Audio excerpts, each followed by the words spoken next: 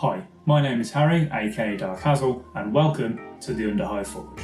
Ever since we took to the internet, hobbyists have wanted to share their conversions and paint jobs with their peers. And from then until this very day, the vast majority of those pictures are blurry and out of focus, and all of our hard work is undone. In fact, my very first tutorial was back in the early 2000s, giving people a rundown of some very basic photography tips. I had no idea what I was doing. But even still, it was a marginal improvement. Given that the original iPhone was coming out around about the same time, most of us didn't have the power of a smartphone in their pocket. With that accessibility, good photographs should be more commonplace than they really are. You see fantastically crisp and clear stuff from the pro painters all the time, and even my photos are better than they used to be. So, how is it done? I'm going to say this up front, I'm not a photographer. I've had no formal training. These are just some tips I've found online, as well as some good old trial and error. So let me show you how I take decent photos at home with very little setup. We're talking a smartphone and some few bits and pieces you should have lying around, namely some blue tack, some printer paper, and something to lean it against. This helps create that endless background you see all the time in miniature photography. First, you'll need to find a space to do this. Any room with a table is fine, just make sure you can close the curtains or blinds to block out any natural light. We want to have as much control over the lighting as possible. Next, gather your tools. You'll need a smartphone, a suitable piece of white paper, some blue tack, something to lean against, a lamp or two with daylight light bulbs, and of course your painted miniature. To set this up, we're going to blue tack the paper to the table and to your lean-to. I'm using a chunky book. And then all you want to do is move it backwards and forwards until you get the placement just right. You want the miniature to sit flat and the paper to curve upward, not too shallow, which will create unwanted shadows, and not too steep as to have an obvious bend in the picture. You'll get it. When the stage is set, it's time to light it. Because of the nature of miniature painting, we spend a lot of time adding our own shadows and highlights. This is because at a smaller scale, natural shadows and highlights don't read too well. We tend to exaggerate and emphasise them in our painting to help make things pop. So any unwanted light or the shadows and highlights they create have got to go. That means goodbye to the ceiling light.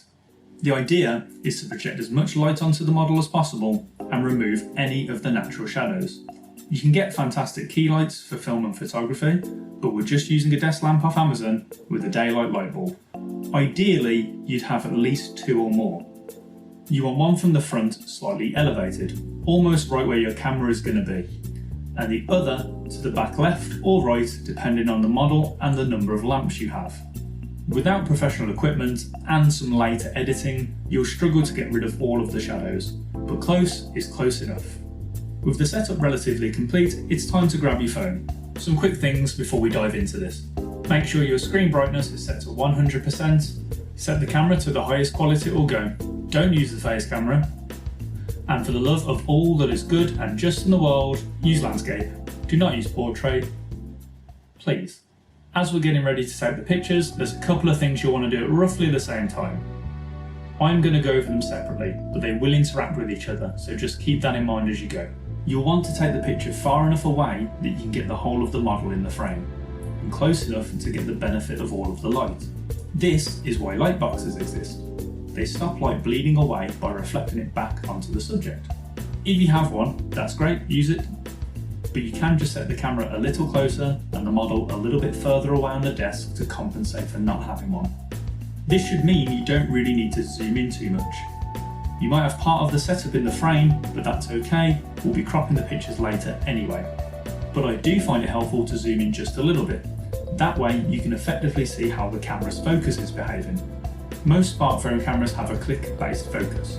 You click on a point and that is where it decides to focus. For the most part this is intended for facial recognition, but when it comes to miniatures it's a little bit more wiggly. You want to click on the closest part of the model that's sort of in the centre of the picture. I find more often than not with a small miniature this tends to be the face or the rim of the base. It's one of those things you'll have to play around with to get exactly how you want it. Just try to keep as many details clear and in focus as possible, paying the most attention to the important features such as the face. Speaking of important features, Next, we're going to talk about the golden angle. Every miniature has a golden angle. The best way to think about this is, if you could only have one picture of the model, this is the angle it will be from. This is the starting point. From here, you'll want to take multiple pictures from different angles, and each of these will have their own sort of golden angle. Don't fret too much about it, and if in doubt, have one photo from the front, one from the back, one from the left-hand side, and one from the right-hand side. Now, let's take some pictures. This is where the threat of blurry pictures show themselves. To combat this, be as still and steady as possible. Brace your arms against your body, or lean on the table if you can. Better yet, if you can afford it, grab a cheap tripod and Bluetooth remote from Amazon and eBay and use that instead. It has the additional benefit of making sure your pictures are level and not having to touch the camera to take the picture. And we have ourselves a completed picture. Almost. There is one final trick to get photos looking, and that is editing. That's the real trick. Everything you see is edited. Cameras don't process colours in the same way that our eyes do. To compensate for that, we'll do some minor colour correction, and at the same time we'll crop the picture just to frame it a little bit better. So transfer the photo to a computer and let's get started. First, we need to crop the picture. This will depend on what your intention for the picture is. I crop to roughly a square to make it easier to upload to social media platforms like Instagram and such. And I like how they frame the miniature. I'm using a program called InfraView for this.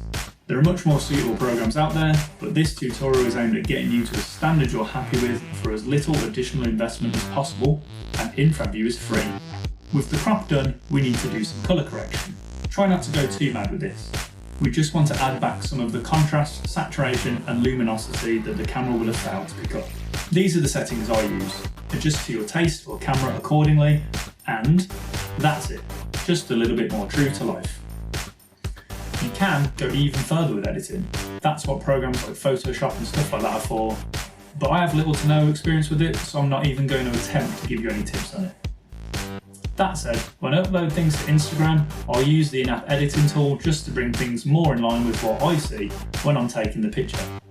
Boosting brightness to almost white out the background completely, and adjusting contrast, saturation, and luminosity accordingly. None of this is done to deceive. It's just to bring things back in line with what I can see when I'm taking the picture.